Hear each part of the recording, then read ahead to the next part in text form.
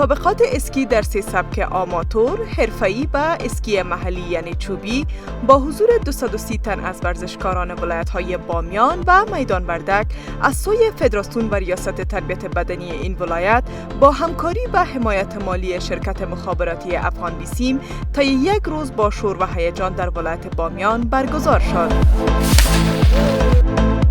اسکی یک ورزش است که در ولایت بامیان بیشتر زمینش مساعد است. سالهای اخیر از ولایت مختلف در ولایت بامیان اشتراک کرده و همچنان بازدید کننده های زیادی دارد.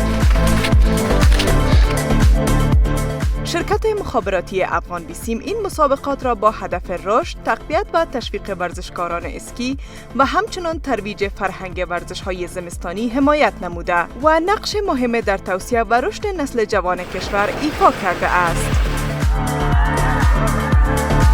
خودم در کاتگوری پروفشنال بودیم که توانستیم مقام دوم را کسب کنیم و در این مقام ما حدود 1 ماه را قبل از رمضان تمرین کرده بودیم در منطقه خود ما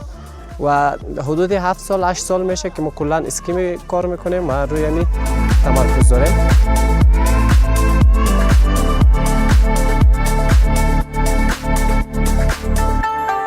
سریع‌ترین و بزرگترین شبکه 4G در افغانستان